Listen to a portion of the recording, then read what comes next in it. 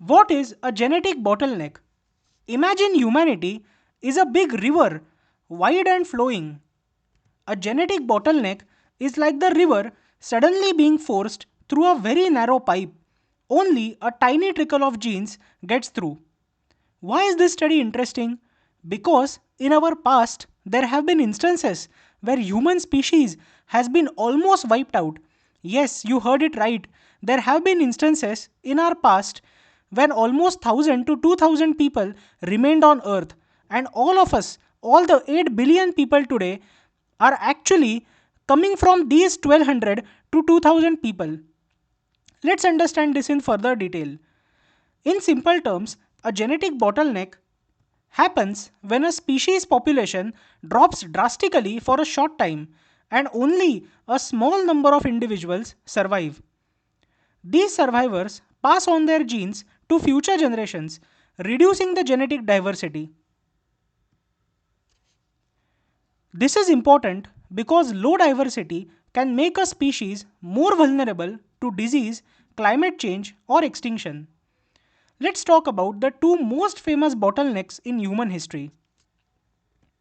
The first one is the 900,000 or 9 lakh year old bottleneck, which is very mysterious one.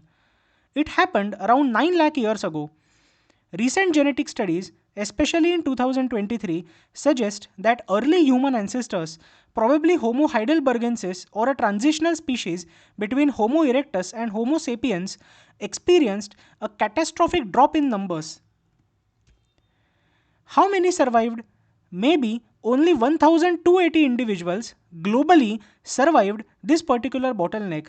That is less than a modern high school population. That means that only 1280 people, we don't know who they were. They most probably were Homo erectus. But 1280 Homo erectus survived on this planet. They were the last one of us. This bottleneck lasted about 1 lakh years. What are the possible reasons of this bottleneck? First can be climate disasters.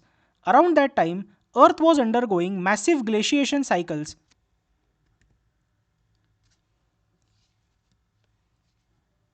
Second can be droughts, changing ecosystems, or volcanic activity. It may have wiped out food sources.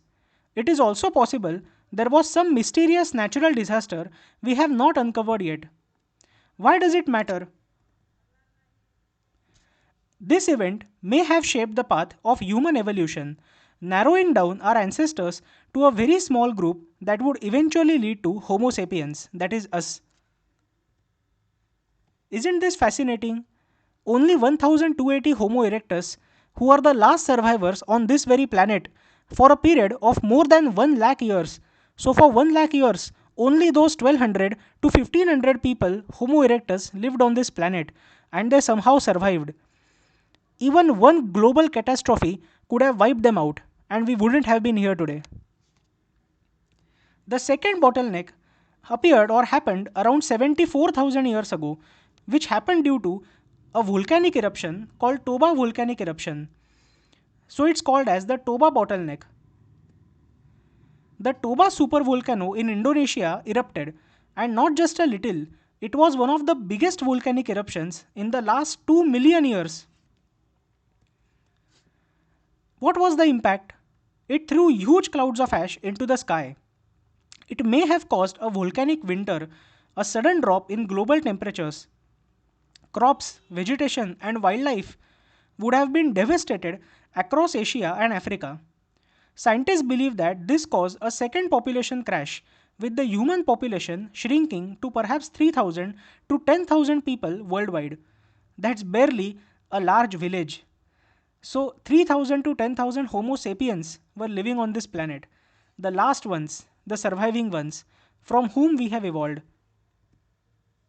We found evidence of this. Genetic studies show a sharp drop in genetic diversity around this time.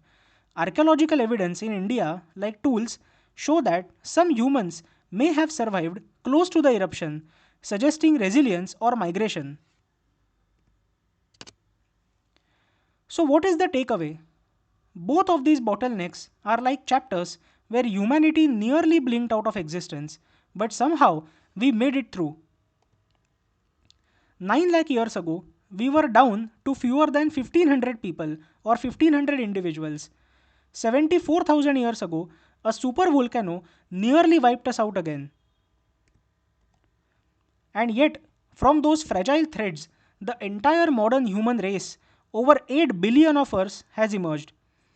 Imagine this: you are alive today because a tiny group of your ancestors, thousands or hundreds of thousands of years ago, survived the unimaginable ice ages, megavolcanoes, predators, and more. Their strength, decisions, luck, and resilience are coded in your DNA. If that is not a miracle of existence, then what is? Let's think about this. Thank you so much for listening.